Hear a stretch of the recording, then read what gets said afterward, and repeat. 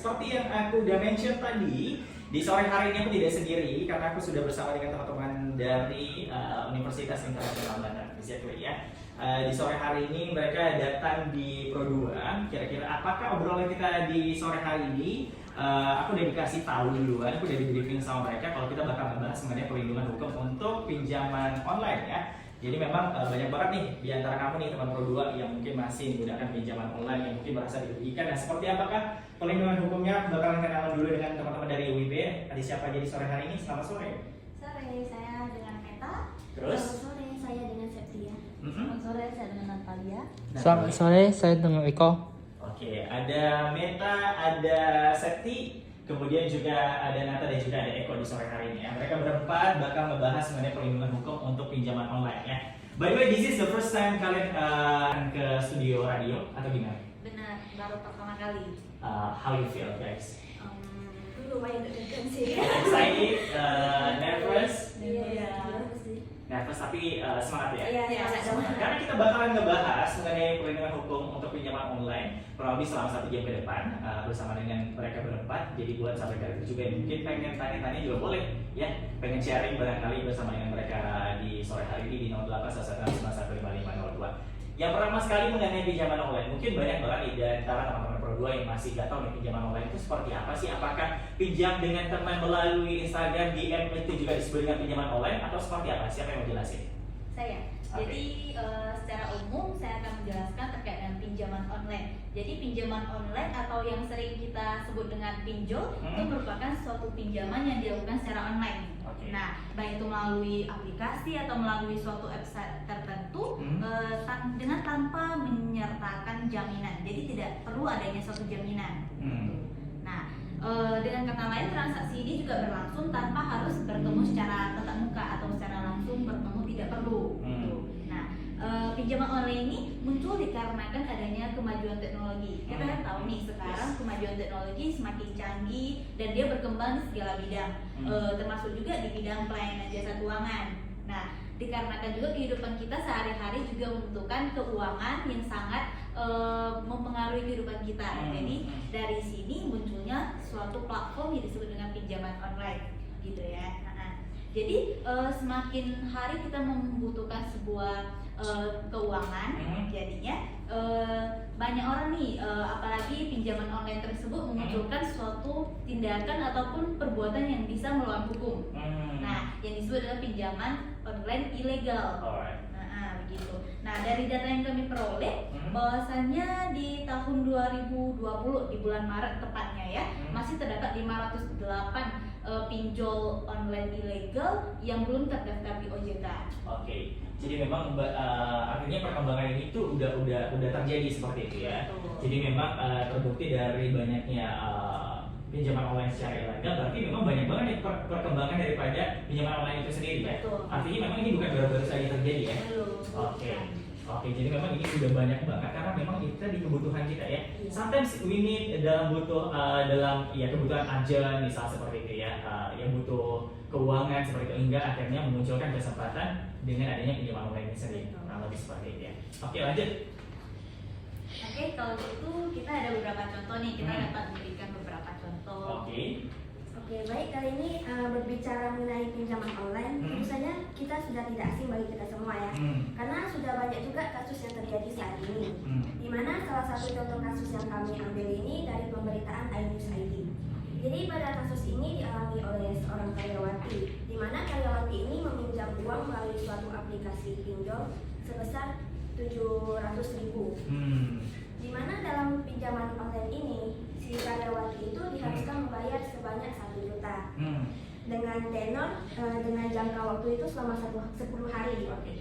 Kemudian masalah itu muncul ketika sudah jatuh tempo, di mana si karyawati itu ternyata setelah 10 hari itu si karyawati tidak dihubungi oleh pihak pinjol itu, sehingga karyawati tersebut kebingungan.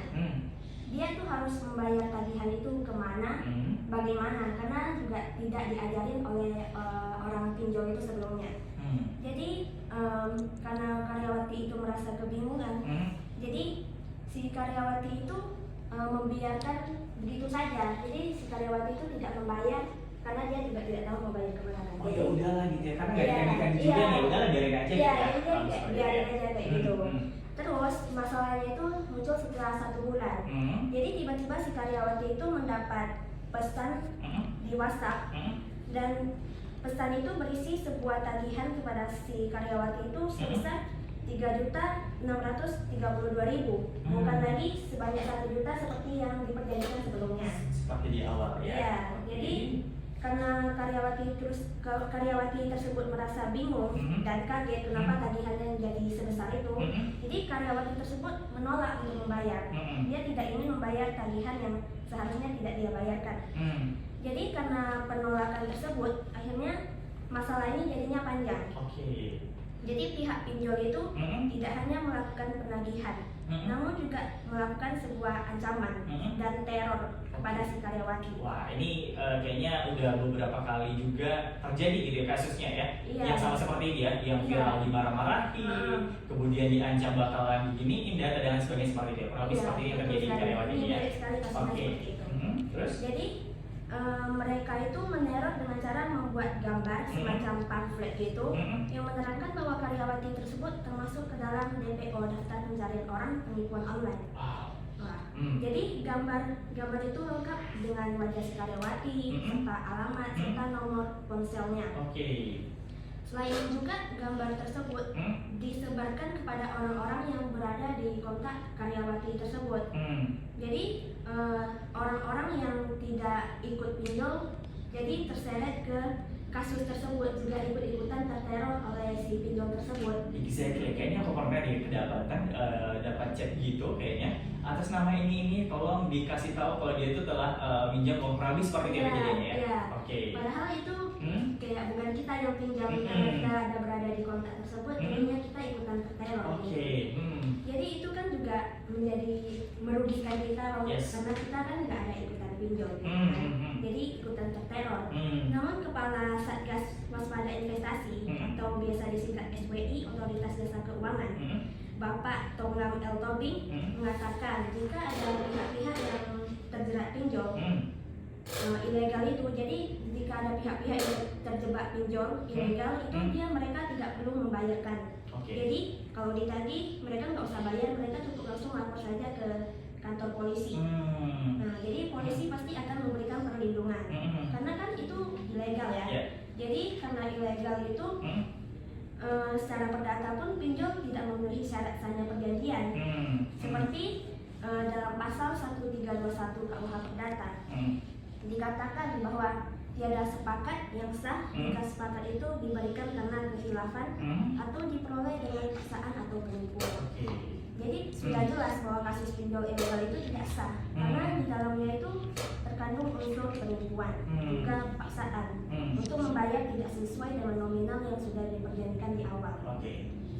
Jadi paksaan yang dimaksud di sini ini juga jika perbuatan tersebut sedemikian rupa sehingga menakutkan seseorang yang berpikiran sehat, dan apabila perbuatan itu dapat menimbulkan ketakutan pada orang tersebut, maka paksaan juga bisa mengakibatkan batalnya suatu perjanjian. Jadi perjanjian yang di awal yang antara si pihak pinjol dengan pengguna pinjol itu bisa batal karena adanya suatu paksaan dari pinjol. Dan ini sering mulai terjadi ya. Jadi memang kasus karyawati yang barusan diceritain sama teman-teman dari barusan ya, dari Sakti ya barusan tadi ya. Jadi memang ini hal-hal yang memang beberapa kayaknya orang-orang sekitar aku juga pernah ngalamin gitu. Di mana mereka tidak ada clear seperti apakah perjanjiannya, kapan pembayarannya, kemudian bagaimana bunga ketika memang terjadi keterlambatan pembayaran seperti itu ya.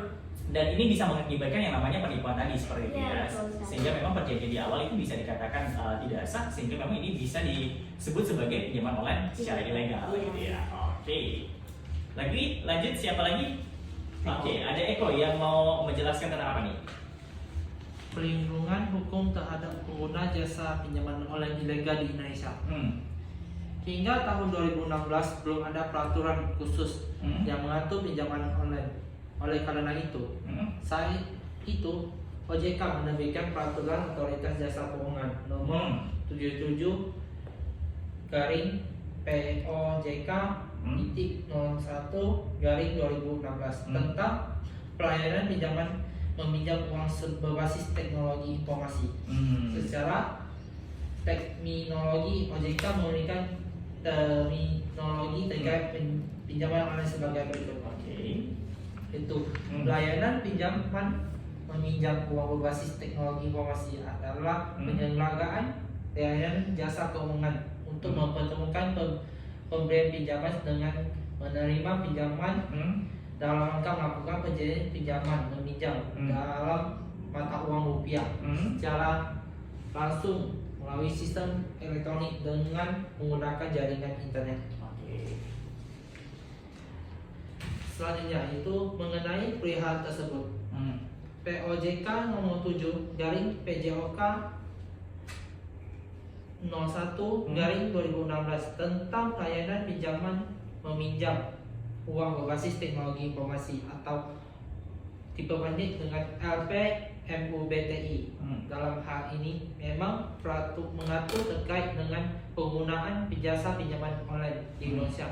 Namun dalam hal ini ada peraturan tersebut tidak jelas secara khusus mengenai hal yang kemudian dimiliki oleh pengguna jasa pinjaman online, melainkan dalam ketentuan tersebut hanya mengatur yang berkaitan dengan kewajiban dan juga apa yang menjadi larangan dalam pelaksanaan penyelenggaraan tinggal di Indonesia. Jadi memang artinya memang sudah mendapatkan perlindungan hukum dari OJK sendiri ya terkait pada pinjaman online, karena memang maraknya beredar pinjaman online dan juga banyaknya kebutuhan masyarakat yang akhirnya meminjam secara online seperti itu, sehingga memang adanya butuhnya perlindungan hukum yang sudah dijelaskan sama Eko tadi. Oke, lanjut Eko. Perusahaan pinjaman online sebagai penyelenggaraan wajib mengajukan pendaftaran dan perizinan kepada OJK. Setelah terdaftar di OJK, perusahaan pinjaman wajib mengajukan permohonan izin dalam jangka waktu paling lama 1 tahun sejak tanggal terdaftar di OJK. Dalam POJK ini terdapat beberapa klausul yang membuat perusahaan pinjaman online dapat diawasi secara berkala oleh OJK, yaitu 1. Perusahaan pinjaman online wajib menyediakan rekam jejak audit terhadap seluruh kegiatan di dalam sistem elektronik layanan pinjam meminjam uang berbasis teknologi informasi untuk keperluan penegak hukum, penyelesaian sengketa, verifikasi, pengujian dan pemeriksaan lainnya. Selanjutnya itu perusahaan pinjaman online wajib menyerahkan laporan bulanan dan tahunan yang memuat kinerja keuangan, kinerja dan pengaduan penggunaan. Menilik data OJK hingga Maret 2020 terdapat total 161 pinjaman online yang sudah terdaftar di OJK. Dari 161 perusahaan pinjaman online tersebut, baru 25 yang sudah mendapatkan izin. Jadi memang banyak banget yang ternyata pinjaman online yang beredar seperti itu ya. Iya. Jadi memang hanya 25 yang sudah mendapatkan izin, kurang lebih seperti itu ya. Iya. Wah, ini mesti hati-hati banget nih buat kamu nih teman Pro 2 yang mungkin merasa pernah melakukan pinjaman online seperti itu, harus tahu dulu nih apakah pihak peminjaman online itu sudah terdaftar ataupun tidak seperti itu ya. Apakah memang ini bisa dikategorikan sebagai pinjol ilegal tadi ya? Karena memang ujung-ujungnya pasti merugikan gitu ya. Oke, lanjut. Pada pasal 4 UU PK nomor 8 tahun 1999, konsumen memiliki hak antara lain kenyamanan, keamanan, dan keselamatan dalam mengonsumsi produk maupun jasa, serta memilih sesuai dengan nilai tukar dan kondisi sesuai perjanjian. Dalam hal ini, UU PK telah mengatur terkait dengan hak yang dimiliki oleh pengguna pinjaman online di Indonesia, seperti yang disebutkan sebelumnya, di mana penggunaan pinjaman online itu juga memiliki hak, di mana hak-hak tersebut meliputi hak atas kenyamanan dan keamanan dan keselamatan dalam menggunakan suatu jasa pinjaman online di Indonesia. Perlindungan terhadap hak pengguna layanan pinjaman online menjadi suatu kebutuhan. Dalam hal ini pemerintah sangat berperan dalam memberi perlindungan melalui peraturan perundang-undangan maupun tindakan yang tegas sebagai upaya pencegahan maupun penanggulangan kasus pelanggaran hak-hak pengguna layanan pinjaman online. Selanjutnya, itu pelanggaran tersebut terkadang bakal mengarah pada pelanggaran HAM sebagai akibat adanya ancaman dan teror terhadap para pengguna layanan pinjaman online. Akibat ancaman tersebut dianggap lalai dalam melakukan pembayaran. Hal pengguna layanan pinjaman online yang telah terlanggar karena adanya usulan ancaman dan teror dari pihak perusahaan pinjaman online perlu mendapatkan perlindungan hak asasi manusia. Ancaman dan teror tersebut telah menimbulkan rasa takut, rasa malu, dan ketidaknyamanan seseorang sebagai akibat penyebaran informasi kepada keluarga, teman, dan orang-orang yang dikenal pengguna layanan pinjaman online tersebut. Dalam hal ini, di pasal 12 Deklarasi Universal Hak Asasi Manusia atau disebut DOHA telah menyatakan tidak seorang pun boleh mengganggu urusan pribadinya, keluarganya, rumah tangganya, atau hubungan surat menyurat dengan sewenang-wenang. Juga tidak diperkenakan melakukan pelanggaran atas kehormatan dan nama baiknya. Jadi untuk setiap orang berhak mendapat perlindungan hukum terhadap gangguan atau pelanggaran seperti ini. Isi dari DOHA tersebut pun telah diturunkan dalam peraturan perundang-undangan di Indonesia, yaitu Undang-Undang Nomor 39 Tahun 1959 tentang HAM. Begitu pula dengan adanya ancaman pelapor pada pihak kepolisian sebagai akibat ketidakmampuan penggunaan layanan pinjaman online dalam melakukan pembayaran.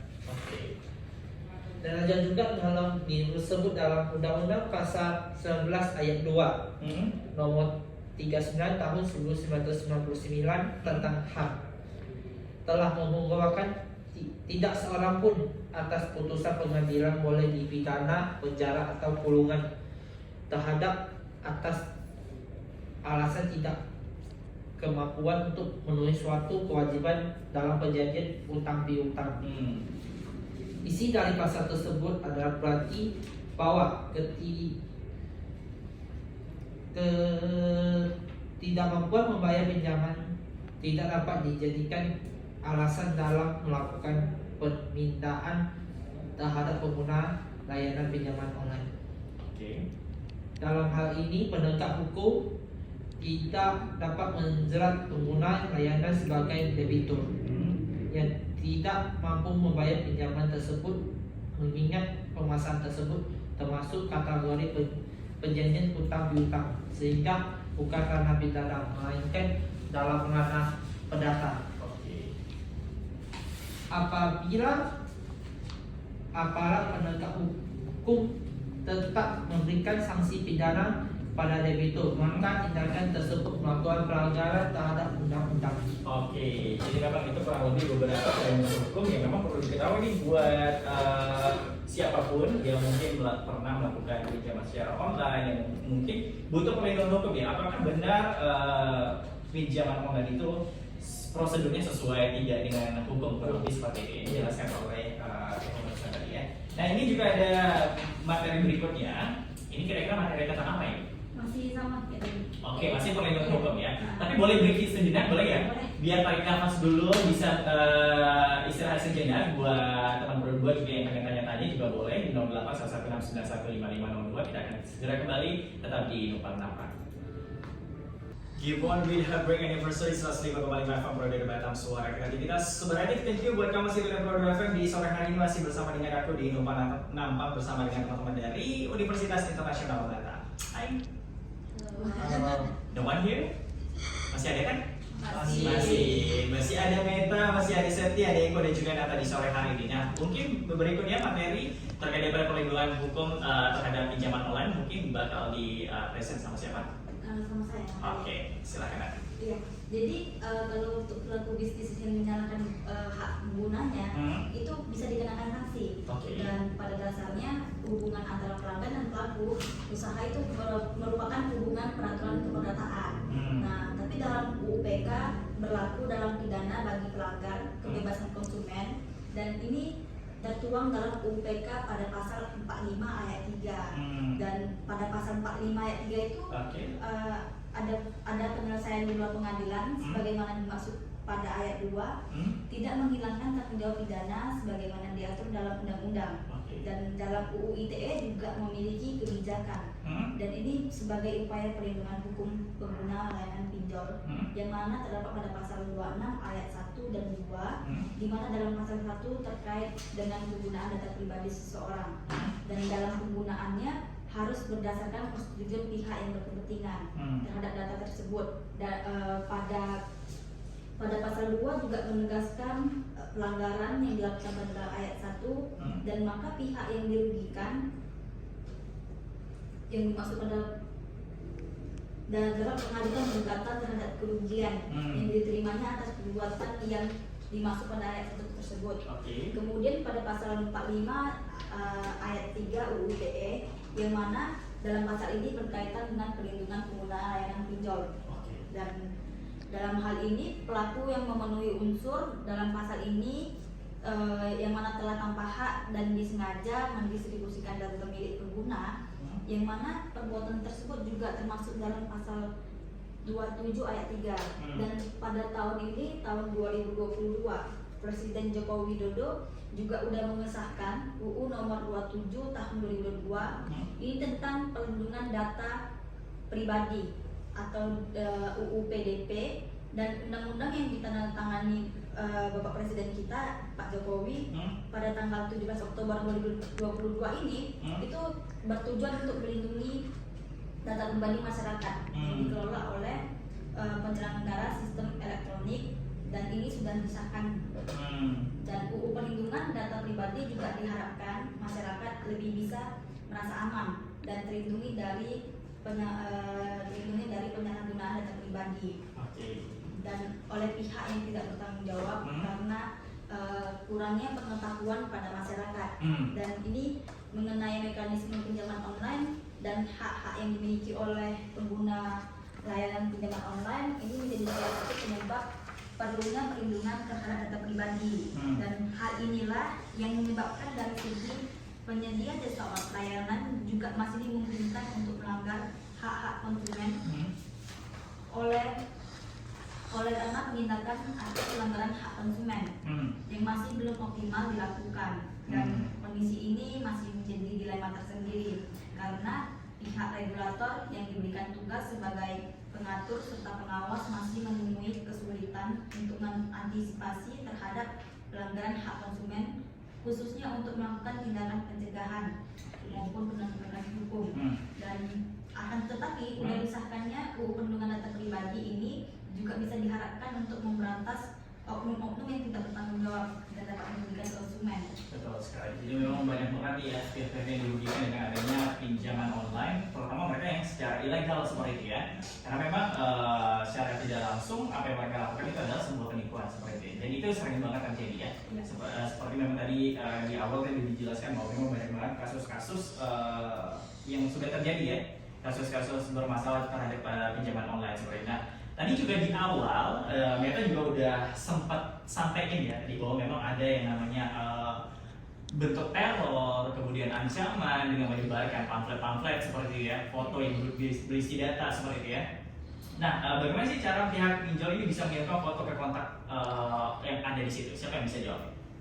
Oke, jadi biar saya aja dulu yang jawab. Oke, jadi kan ini juga aplikasi yang sama seperti aplikasi lainnya yang ketika kita install itu ada muncul pertanyaan, izinkan aplikasi ini untuk mengakses kontak Anda. Jadi jika kita pilih iya, maka dari aplikasi tersebut sudah bisa mengakses kontak-kontak yang ada pada ponsel kita. Jadi karena kita biasanya menggunakan aplikasi yang legal, jadi itu kan biasanya jadi aman-aman saja, sah-sah saja, tidak apa-apa untuk diakses kontaknya.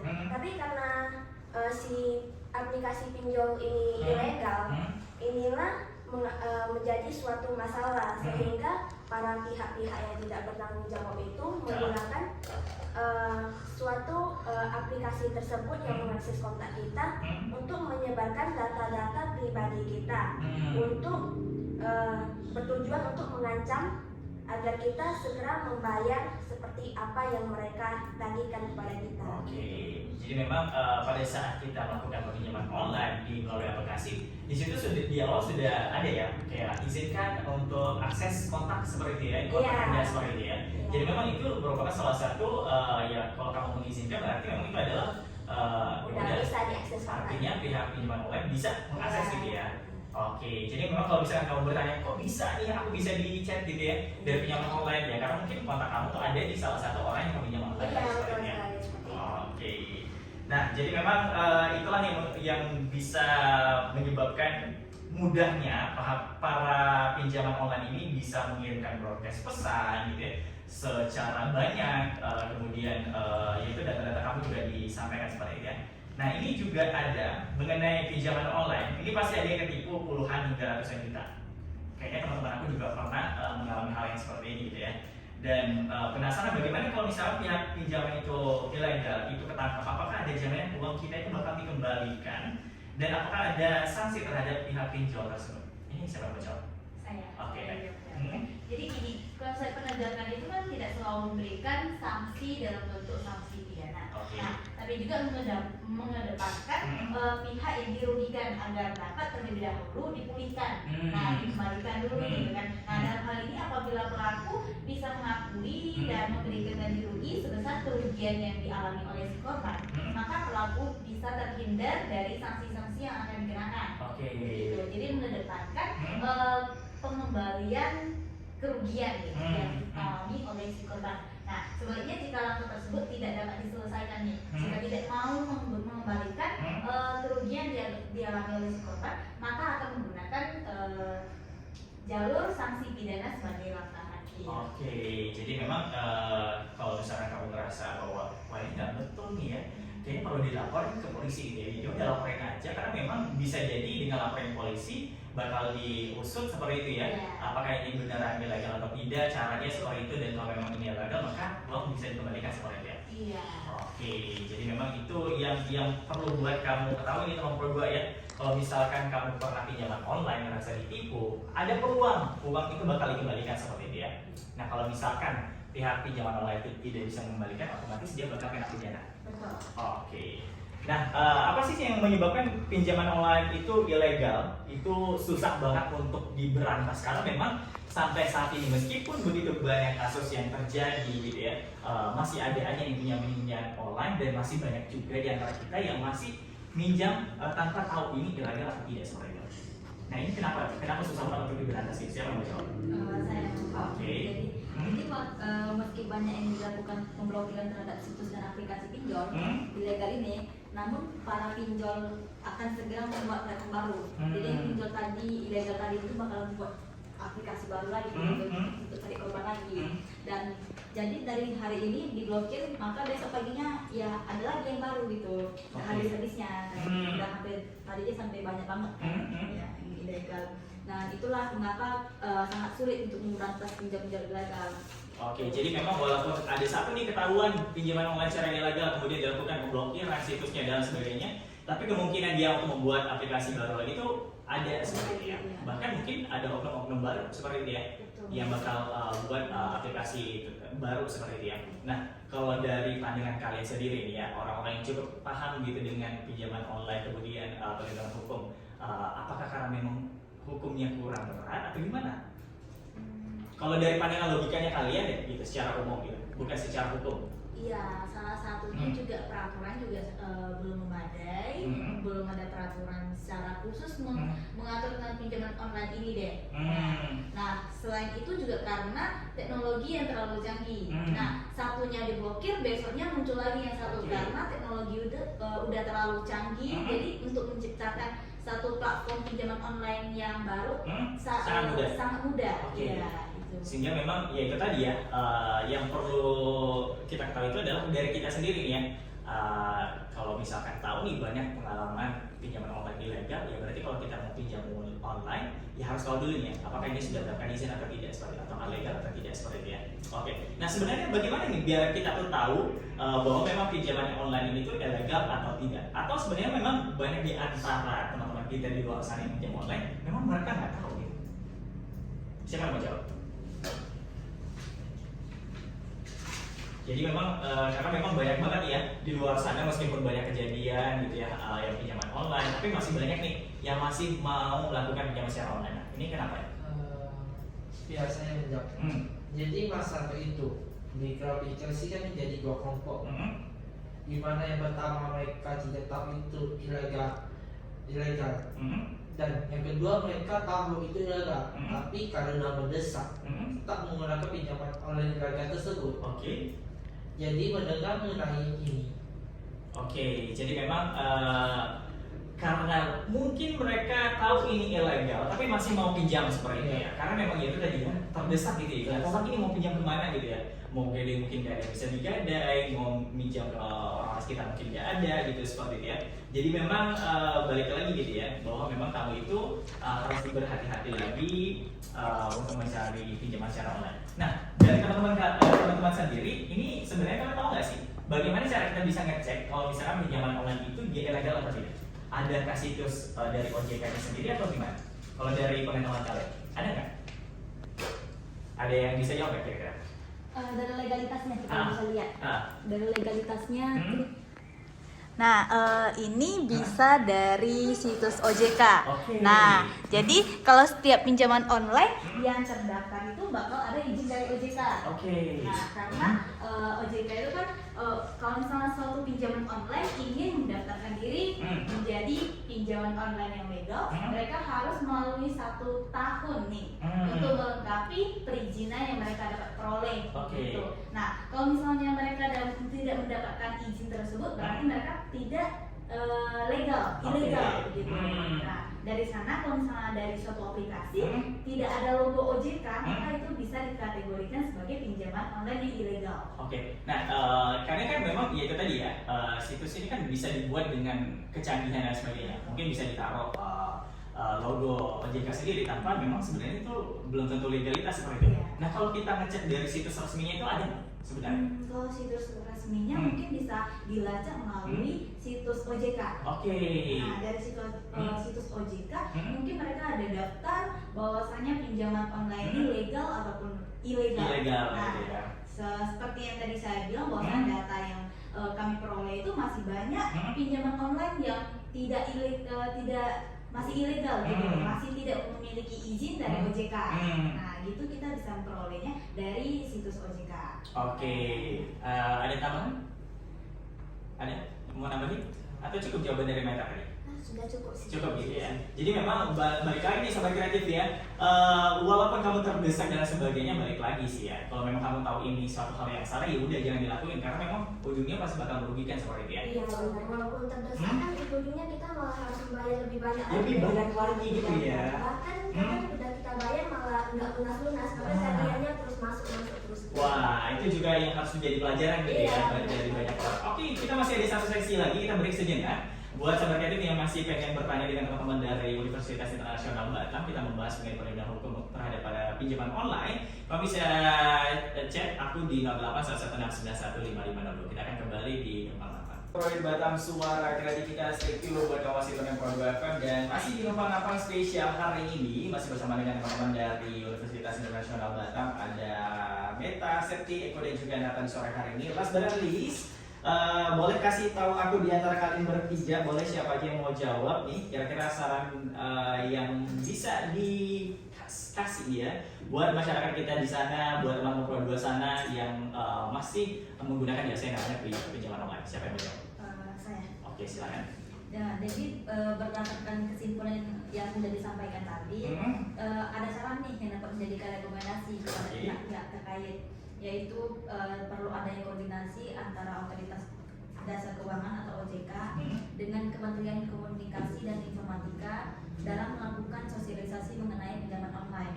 Ini bertujuan supaya masyarakat dapat memahami perbedaan dari penyelenggara pinjaman online legal dan ilegal dari segi legalitas dan suku bunga, metode penawaran dan sebagainya. Dan hal ini juga bertujuan untuk mencegah adanya pelanggaran HAM saat penagihan karena pengguna layanan tidak sanggup melakukan pembayaran sebagai akibat suku bunga yang terlalu tinggi. Nah, selain itu juga ada saran untuk masyarakat diberikan pengetahuan mengenai hak-hak mereka sebagai pengguna layanan pinjaman online dan upaya yang harus dilakukan bila terjadi pelanggaran terhadap hak-hak mereka dan khususnya yang mengarah pada pelanggaran HAM. Dan hal ini dapat dilakukan dengan koordinasi dengan BPHN, Kementerian Hukum dan HAM, serta perlu adanya koordinasi antara OJK dan Yayasan Lembaga Konsumen Indonesia dalam menetapkan bentuk perjanjian atau dokumen pinjaman online agar isi klausula tidak merugikan pengguna layanan. Oke, itu saja. Ya. Ada lagi mungkin tambahan, Septi barangkali? Ya mungkin bisa untuk masyarakat umum lah ya. Kalau misalnya ada dengan iming-iming pinjaman dengan cepat, terus dengan bunga sangat rendah, bahkan tidak ada bunga, mungkin itu pasti udah fix penipuan. Jadi untuk masyarakat kalau ada yang seperti itu, mungkin lebih baik nggak usah melakukan pinjaman pada pinjol tersebut karena itu pasti sudah fix penipuan. Oke, ada tambahan lagi, Eko? Cukup? Idam? Sekian. Oke, terima kasih sekali lagi untuk teman-teman dari Universitas Nasional Batam. Ada Meta yang lagi pegang kamera ya, lagi memberikan momen kita di sore hari ini. Ada Septi, ada Eko dan juga Nata di sore hari ini. Thank you banget udah kasih sharing kita pengetahuan mengenai pelindungan hukum untuk pinjaman online. Yang mudah-mudahan ini bisa menambah pengetahuan pendengar kita di sore hari. Thank you ya. Mudah-mudahan sukses juga untuk kuliahnya kalian, lancar semua tugas-tugas kalian dan terima kasih sekali lagi. Oke? Terima kasih. Oke deh, terima kasih juga buat sobat kreatif yang udah tune in dari tadi nemenin aku dari jam 3 tadi dan aku selalu menunggu jangan lupa untuk selalu jadikan semudah sebagai harapan. Have a good night.